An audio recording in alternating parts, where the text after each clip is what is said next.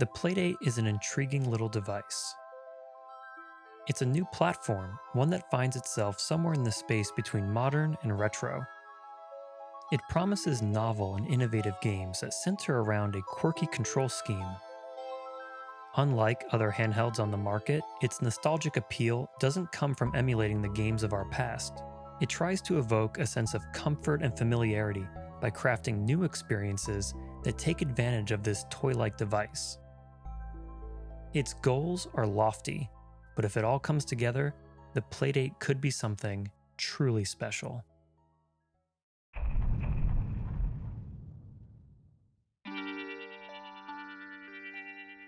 The Playdate stands out from other handhelds by fully embracing the idea of play in a more traditional manner. Now, if the Playdate's target demographic is anything like my channel's audience, the majority of people who pick one up will have grown up in the 80s and 90s, the last generation to grow up before the advent of cell phones and tablets. See, during our childhood, play was often tactile. The toys we had encouraged not just mental, but physical stimulation. Play was more than just tapping on a digital screen. It was analog, it was visceral, and it was fun. The motion of a crank was everywhere in our childhood. The winding of a toy, the string of a yo-yo, even the turning of a puzzle. This familiar movement is so well ingrained in our minds that it makes sense that using the Playdate is likely to conjure up memories of playing with our favorite toys. Touch is one of our most primal senses, and physically interacting with objects creates a sense of ownership and emotional attachment to them. I said this before, but it bears repeating. The Playdate doesn't evoke feelings of nostalgia by delivering us the familiar games we know and love. It resonates on a deeper level by taking us back to a time when toys were meant to be held and play was more than the simple push of a button.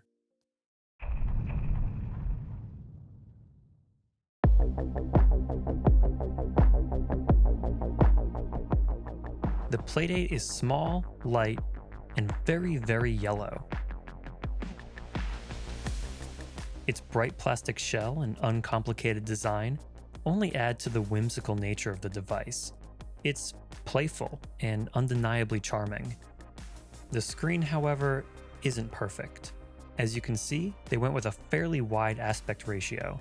It's monochrome, crisp, and most importantly, not backlit. Instead, they opted to go with a highly reflective LCD screen, similar to that of the original Game Boy. While some were annoyed by the omission of a backlight, it didn't bother me so much during my playtime with the device. All the buttons and the D-pad are satisfyingly clicky and very responsive. And then of course, there's the crank. Cleverly nestled into the side of the unit when not in use, the crank is an analog input constructed from metal and plastic. It has just the right amount of tension to provide a satisfying turn while not fatiguing the user. Overall, the console is extremely well built. However, the screen could definitely use a backlit iteration, and the body's tiny size does make it a bit of an ergonomic nightmare.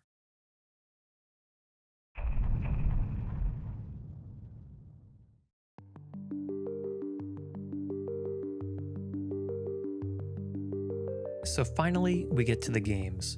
Do they maximize the potential of the Playdate? Well, when you buy a Playdate, you get 24 games included with the purchase price. And these games are what they call Season 1. They unlock over time, 2 games a week over 12 weeks. Now I haven't had a chance to play all 24 yet, but what I've tried so far has been a bit of a mixed bag. They each use the crank to varying degrees of success. Some games like Whitewater Wipeout use the crank as the primary method of control. Turning the crank rotates your surfboard one way or the other, allowing you to traverse up and down the waves and to do cool spin tricks for extra points. It was a little hard to pick up at first, but after some time I got more comfortable with the control scheme. Then there's Time Travel Adventure, where again, the crank is used to full effect. Here you turn the crank one way or the other to manipulate the flow of time. The mechanics and visuals all fit together thematically, and overall, I enjoyed the game quite a bit. Then there are games like Casual Birder, a little RPG about taking pictures of birds.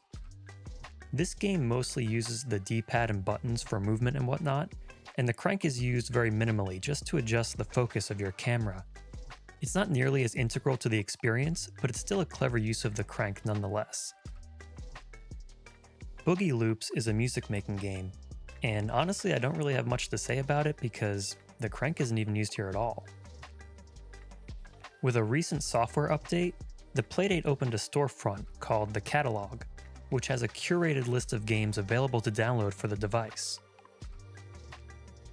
I've tried a few of these games, my favorite being Recommendation Dog. It's a puzzle game where you flip through a Rolodex using the crank to find and recommend the best candidate for a job.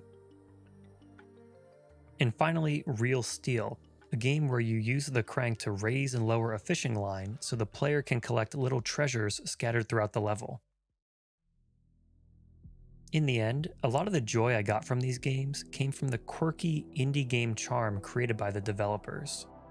Some of the ideas and stories were hilarious, and the presentation was often top-notch. I can't wait to unlock more of the Season 1 games over the coming weeks.